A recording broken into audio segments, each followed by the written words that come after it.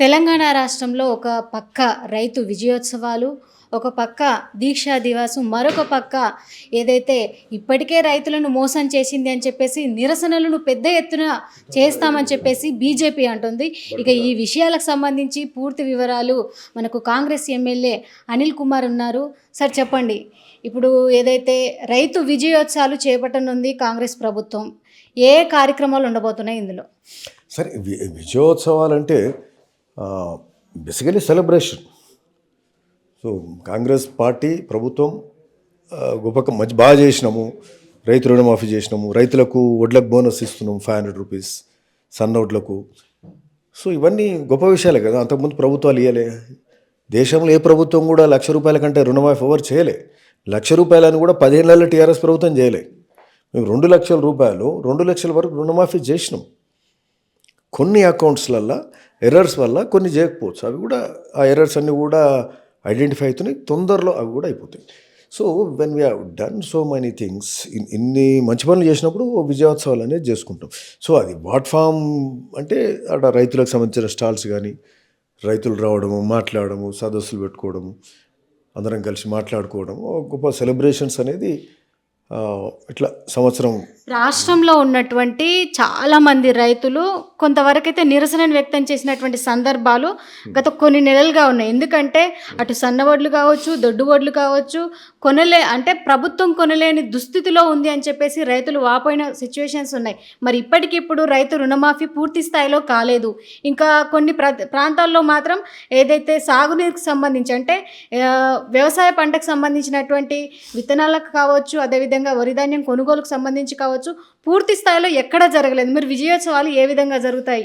అయితే ఇక్కడ ఫ్యాక్ట్ ఏంటంటే వడ్ల కొనుగోలు నాకు లాస్ట్ పంటలలో భువనగిరి నియోజకవర్గంలో ఎవ్రీడే 4-5 ఫోన్లు మినిమం వచ్చేది. మేము యూజ్ టు అటెండ్, ఎట్లా కొనాలి, ఏం చేయాలి, అడిషనల్ కలెక్టర్ గారు, then agriculture officer, we use to constantly discuss how to improve. So ఆ లాస్ట్ పంట అట్లా ఉండే. మొన్నటి పంట అయితే అసలు వితౌట్ ఎనీ కంప్లైంట్స్ ప్యాడీ అయిపోయినది. This no paddy in the procurement centres, PSC సెంటర్స్లో, IKP centre, paddy is already over. చాలా ఫాస్ట్గా ఈసారి అయింది. ఇప్పుడు రాష్ట్ర ప్రభుత్వం ఇనిషియల్ 10 days లేట్ అయింది. ఇనిషియల్ 10 days 15 days ఎందుకయిందంటే rice mills were not cooperating. వాళ్ళు కొంతమంది రైస్ మిల్లర్స్ వడ్లు అమ్మేసుకున్నారు. మనము ప్రభుత్వము త్వరితగతిన వడ్లు కొనకపోవడం వల్లనే రైతులు గత్యంతరం లేని పరిస్థితిలో ప్రైవేట్ వాళ్ళకి అమ్ముకోవాల్సినటువంటి పరిస్థితి ఏర్పడిందని చెప్పేసి రైతులు అంటున్నారు. అది రాంగ్. అది ఇప్పుడే చెప్తా ఉన్నాం కదా, దట్స్ నాట్ ఫెయిర్. రైతుల వడ్ల కొనుగోలు అయిపోయినాయి. అయితే ఈసారి ఒకటి ఏంటంటే మార్కెట్లో వడ్లకు డిమాండ్ కూడా ఉంది. ప్రైవేట్ వాళ్ళు కూడా వచ్చి వడ్లు కొంటారు. That is different. వడ్ల డిమాండ్ ఉంది, ఎవడన్నా వ్యాపారస్తుడు కొంటే ఇబ్బంది ఏం లేదు. కొంతమంది రైతులు వెరీ బిగినింగ్లో అమ్మేసుకున్నారు, ఎంత టైం అవుతుందో ఏందో అని. బట్ ఆ తర్వాత బాగా ఫాస్ట్గా పికప్ అయింది. వడ్ల కొనుగోలు చాలా స్పీడీ ప్రొక్యూర్మెంట్ జరిగింది. సో అసలు ఎప్పుడు లాస్ట్ 10 yearsలో మేము చూస్తున్నాం రాజకీయంలో ఇంతవరకు ప్యాడీ ఆ విధంగా కొనుగోలు అయిన పరిస్థితి ఎప్పుడు లేదు. ప్రభుత్వం ఏర్పడి దాదాపు సంవత్సరం కావస్తుంది, అయినా ఇప్పటి వరకు మంత్రివర్గ విస్తరణ లేదు.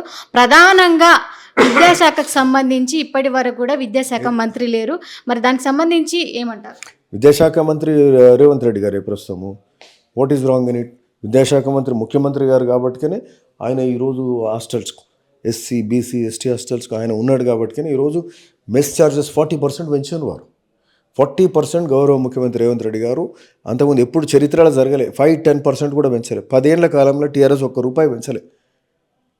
ఏమన్నా కొద్ది గొప్ప చేసింటాం కానీ ఈరోజు 40% ఇంక్రీజ్. ఇదివరకు ఒక వారంలో 2 రోజులు గుడ్డు ఇస్తే మళ్ళీ వారం వెయిట్ చేయాలి. చారు 2 రోజులు ఉంటే కూర ఉండదు, కూర ఉంటే చారు ఉండదు. ఈరోజు 40% పెంచి చదువుకునే పిల్లలు ఆరోగ్యంగా ఉండాలి, బాగా చదువుకోవాలి అని వారు స్పెషల్ ఫోకస్ తోటి 40% మెస్ ఛార్జీలు పెంచినంత మాత్రాన సరిపోదు. ఎందుకంటే ఇప్పుడున్నటువంటి విద్యార్థులు నాణ్యమైనటువంటి భోజనం లేక చాలా అవస్థలు పడి హాస్పిటల్ పాలు అవుతున్నటువంటి పరిస్థితి కనబడుతుంది. ఎందుకంటే ఉదాహరణకు మాగనూరు జెడ్పీ హై స్కూల్లో కొంతమంది విద్యార్థులు, దాదాపు 100కు పైగా మంది విద్యార్థులు కూడా అస్వస్థతకు గురై ప్రభుత్వ ఆసుపత్రిలో కొంతమంది, ప్రైవేట్ ఆసుపత్రుల్లో కొంతమంది చేరిన పరిస్థితి ఉంది. దీన్ని ఏమంటారు? ఒకటి సరే, ఇప్పుడు జనరల్గా అన్ఫార్చునేట్ ఇన్సిడెంట్స్ జరగొద్దు. ఎక్కడ ఇట్లాంటి ఇబ్బంది వస్తే అది మంచిది కాదు. ప్రభుత్వం అయినా, అక్కడ ఉన్న ఎంప్లాయీస్ అయినా, వాటెవర్ వార్డెన్స్ అయినా దీనికి సంబంధించి పూర్తి శ్రద్ధ తీసుకోవాలి. But when you look back last 10-15 ఇయర్స్లో ఏదైనా ప్రభుత్వాలు కానివ్వండి, ఎప్పుడు అంటే ఇట్లాంటి ఇన్సిడెంట్స్ రిపీట్ అవుతున్నాయి, అయితేనే ఉన్నాయి. ఇప్పుడే కాదు, మేము వచ్చి 1 year అయింది, ఇంతకుముందు ఎన్నో ఇన్సిడెంట్స్ అయినాయి. ఓకే, సో ఇట్లాంటి సందర్భాలు జరుగుతున్నాయి. అన్ఫార్చునేట్, జరగకూడదు. మనం ఎక్కువ జాగ్రత్త పడాలి. దానికి ముఖ్యమంత్రి గారు మొన్న మెస్ ఛార్జీలు 40% పెంచడమే కాకుండా మరి ఇంకో మాట ఏం చేసినారు, అక్కడున్న వార్డెన్ కానీ అధికారులు కానీ వాళ్ళు తిన్నాకనే పిల్లలు తినాలనేది అంటే ఒక మంచి పరిష్కారం దాన్ని చూపెట్టారు. So that's good. అట్లా ఆ విధంగా మనము ఎప్పటికప్పుడు మనకున్న సిస్టాన్ని ఇంప్రూవ్మెంట్ చేసుకుంటూ పోవాలి. ఓకే, మూసి ప్రజల పునరావాసంపై అటు రాష్ట్ర ప్రభుత్వం కేంద్రంతో పాటు పార్లమెంట్ కూడా తప్పుదో పట్టిస్తుందని చెప్పేసి కొంతమంది నాయకులు అంటారు. దీన్ని ఏమంటారు? సిసి నాయకులు ప్రతిపక్షం అంటే వాళ్ళు ఎంతసేపు అపోజిషన్గా మాట్లాడాలి. మేము ఎస్ అంటే వాళ్ళు నో అనాలి, నో అంటే ఎస్ అనాలి. వాళ్ళు నేర్చుకుంది గది. ఇప్పుడు వచ్చిన మొదటి సంవత్సరంలో ప్రభుత్వము ప్రజలకు మేలు చేసే కార్యక్రమం చేస్తుంది. ఈ ప్రజాపాలన 6 గ్యారెంటీలు అమలు చేసే కార్యక్రమం చేస్తున్నాం. ఈ చేయడానికి తెలంగాణ రాష్ట్రాన్ని అప్పుల కుప్పగా మార్చిన కేసీఆర్, కేటీఆర్, హరీష్ రావులు, ఈ టీఆర్ఎస్ ప్రభుత్వం, అంతకు ఉన్న ప్రభుత్వం ఈరోజు డబ్బులు లేని పరిస్థితి ఉంటే కూడా మేము ఇట్లుంటుందని అనుకోలే. అయినా కూడా ఈ 6 గ్యారెంటీలను గొప్పగా చేసే కార్యక్రమం చేస్తున్నాం. 2 లక్షల రూపాయలు రుణమాఫీ చేస్తున్నాం. ఇందిరమ్మ ఇండ్లు ఇచ్చే కార్యక్రమం చేస్తున్నాం.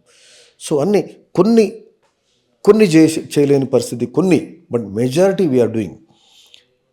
సో ఆ కొన్ని కూడా ఏంటంటే మొత్తం రాష్ట్రంలో అసలు దివాలా తీపించారు. సో దివాలా తీపిస్తే ఎవరు చేసిన తప్పది?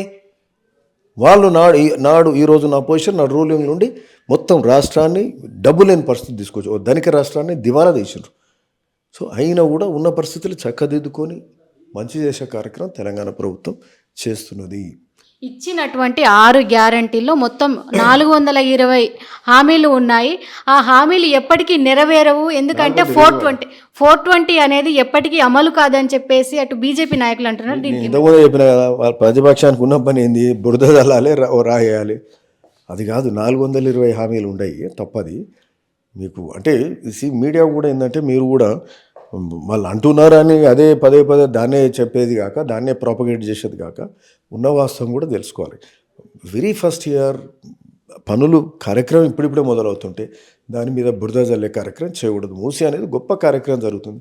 దాని మీద కూడా పదే అబద్ధపు మాటలు మాట్లాడి జనాన్ని కూడా అసలు ఇది అవుతుందా కాదా మూసి ప్రక్షాళన అంటే ఇది అవసరం అందరికీ. అందరు జనం సంతోషపడ్డారు. దాన్ని మళ్ళా అవుతుందా కాదా అనే కాడి క్వశ్చన్ మార్క్ తీసుకొచ్చారు. సరే, మా ప్రాంత ప్రజలంతా కూడా ఉద్యమ కార్యాచరణలాగా జనం పబ్లిక్లో ఒక అప్రోర్ వచ్చింది. ముఖ్యమంత్రి గారికి ఇంకా ఓ ధైర్యం ఇచ్చే కార్యక్రమమైన పాదయాత్ర కూడా మూసి మీద వచ్చిండ్రు. మూసి స్థితిగతులు తెలుసుకోరు. సో ఇంకా గట్టిగా స్థిర నిశ్చయంతో ఈ కార్యక్రమాన్ని ముందుకు తీసుకెళ్లే కార్యక్రమం రేవంత్ రెడ్డి గారు చేస్తున్నారు. ఈరోజు హైకోర్టు కూడా తీర్పు ఇచ్చింది. దీని మీద రాజకీయాలు చేయొద్దు, ఇది ఖచ్చితం, ఇది అవసరం అనేది మాట వారు చెప్పారు. హైకోర్టు కూడా చెప్పింది కాబట్టి ఇక దీని మీద ఇంకా ఫర్దర్గా దీన్ని క్వశ్చన్ చేసే అవసరం లేదు. మూసి పునరుజ్జీవ కార్యక్రమం ఖచ్చితంగా అమలు జరుగుతుంది. హైడ్రాకు సంబంధించి కావచ్చు, మూసి ప్రక్షాళన కావచ్చు. అయితే ఏదైతే ఫార్మా కంపెనీలకు సంబంధించినటువంటి భూములు రైతులు ఇష్టంగానే ఇస్తే తీసుకుంటాను, లేదంటే మేము వెనక్కి ఇచ్చేస్తామని చెప్పేసి కూడా ముఖ్యమంత్రి ఈరోజు చెప్పడం జరుగుతుంది. మరి దీని మొత్తంగా చూస్తే మాత్రం హైడ్రాకు సంబంధించి, మూసి ప్రక్షాళనకు సంబంధించి, ఈ ఫార్మా కంపెనీకి సంబంధించి మొత్తం చూస్తే ఎప్పుడు పూర్తి అవ్వబోతోంది? ప్రజలకు ఇచ్చినటువంటి హామీని ఎప్పుడు నెరవేర్చుకోబోతుంది? ఇది మూసి అనేది ప్రజలకు ఇచ్చిన హామీ కాదు. ఇది సీఎం గారు తనంత తానుగా ఇది పెద్ద సమస్యగా ఉన్నది. ఇప్పుడు హైదరాబాద్ కూడా నడిబొడ్డు నుంచి ఓ మురికి కూపంగా ఉన్న నది పోతుంటే ఒక ఇంటర్నేషనల్ సిటీ ఎట్లా ఉండాలి, ఎంత గొప్పగా ఉండాలి. మనకు రింగ్ రోడ్ ఉన్నందుకే ఈరోజు హైదరాబాద్ ఈ ఎత్తున డెవలప్ అయింది. ఈ విధంగా అంటే హైదరాబాదే మెయిన్ స్టేట్కు ఒక గ్రోత్ ఇంజన్. అట్లాంటిది ఆ త్రిబుల్ ఆర్ మనకు అడ్వాంటేజ్ అయింది. మూసి కూడా మంచిగా అయితే నల్గొండ ప్రాంత ప్రజలకే కాక హైదరాబాదు 1,20,00,000 జనాభా ఉండే ఇది కూడా మూసి ప్రక్షాళన, మూసి పునరుజ్జీవం అయితే అక్కడ స్పోర్ట్స్ కానీ, రిక్రియేషన్స్ కానీ, కల్చరల్ కానీ, హిస్టారికల్ కానీ, మన ట్రెడిషనల్ ఇవన్నిటిని కూడా ప్రమోట్ చేస్తూ ఒక గొప్ప ప్రాంతంగా, ఒక టూరిస్ట్ హబ్గా కానీ, ఒక కమర్షియల్ హబ్గా కానీ తీర్చిదిద్దగలిగితే ఇది ఇంకా హైదరాబాద్కి బాగవుతుంది. ఇంకోటి మనకు ఈ మురికి కూపం నుండి రోగాల బారిన అవ్వడం, ఇట్లాంటి ఈ పారాలసిస్లు, క్యాన్సర్లు ఇట్లాంటివన్నీ ఈ ప్రాంతంగా ఉండే అక్కడ బతికే వాళ్ళందరికీ అదే బాధ. ఆడ పండే పంటలు అందరం తింటున్నాం. వాళ్ళే కాదు, హైదరాబాద్కి వస్తే హైదరాబాద్ ఉన్న వాళ్ళు తింటారు. బర్రెల పాలు ఆడ బర్రెలు ఆడ పెరిగే ఆడ అక్కడ నీళ్ళు తాగి ఆ బర్రెల పాలు కూడా అదే పరిస్థితి. సో ఈ మత్స్యకారులకు, అన్ని కులవృత్తుల వాళ్ళకు అందరికి ఇబ్బంది. ఆ చేపలు తింటే కూడా రోగాలే కదా. So need a good environment, a good river where in fresh water is flowing. We need to, we can afford a good living, good standard of living. And it is a rich state. Hyderabad, Telangana is a rich state. So మనకు affordability ఉండి లక్షల కోట్లు అడ్డగోలు డబ్బులు పెట్టి కూలిపోయే ప్రాజెక్టులు కట్టి phone tapping లాంటి కార్యక్రమాలు చేసి పేపర్ లీక్లు అయ్యి పిల్లలకు ఉద్యోగాలు ఇవ్వలేని పరిస్థితిలో ఉన్న టీఆర్ఎస్ ప్రభుత్వం అట్లాంటి కార్యక్రమాలు చేసి ఈరోజు మంచి పనులు చేసే కాంగ్రెస్ ప్రభుత్వాన్ని ప్రశ్నించే అవసరమే లేదు. వాళ్ళకి అర్హత లేదు. గతంలో ప్రతిపక్షంలో ఉన్నప్పుడు కాంగ్రెస్ చాలాసార్లు ప్రశ్నించింది. ఎందుకంటే ఫోన్ ట్యాపింగ్ జరిగింది కేవలం బీఆర్ఎస్ వల్లే, కేటీఆర్ వల్లే. కేటీఆర్ పైన కూడా విచారణ జరిపించాలి అని చెప్పేసి ఎన్నోసార్లు ప్రశ్నించడం జరిగింది. మరి ఇప్పుడు ఎందుకు ఈ విషయం తెరపైకి తెస్తలేరు? ఎందుకు ఈ విచారణ జరిపిస్తారు? ఎందుకు జరుగుతుంది కదా ఫోన్ ట్యాపింగ్. దాని మీద కూడా మంత్రివర్యులు ఇట్లా అప్పుడప్పుడు చెప్తూనే ఉన్నారు. అంటే it's too early to do something.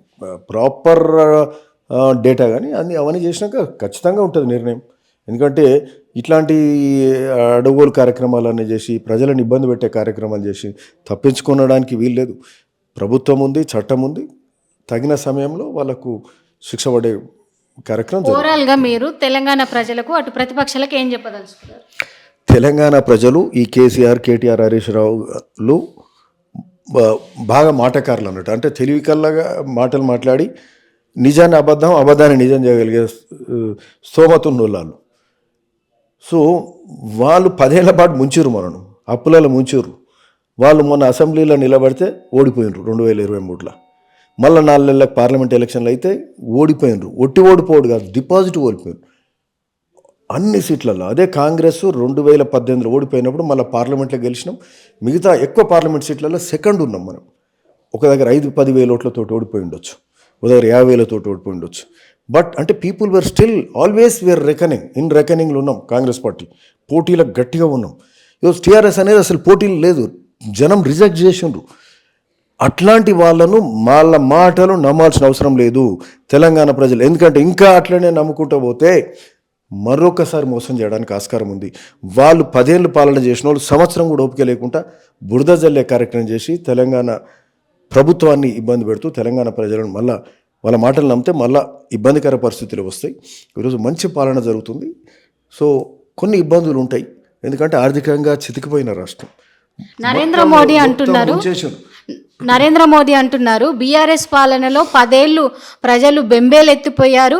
ఇప్పుడు ఇచ్చినటువంటి హామీలను నిలబెట్టుకోవడంలో కాంగ్రెస్ ఫెయిల్యూర్ అయిపోయింది కాబట్టి కాంగ్రెస్ను అది ఫెయిల్యూర్ ప్రభుత్వంగా చూస్తున్నారని చెప్పేసి నరేంద్ర మోదీ అంటున్నారు. ఇక త్వరలోనే తెలంగాణలో బీజేపీ రావాల్సినటువంటి అవసరం ఎంతైనా ఉంది. దానికి ప్రజలతో మనం మమేకం అవ్వాలని చెప్పేసి అటు బీజేపీ నాయకులను కూడా హితవు పలకడం జరిగింది. దీన్ని మీరేమంటారు?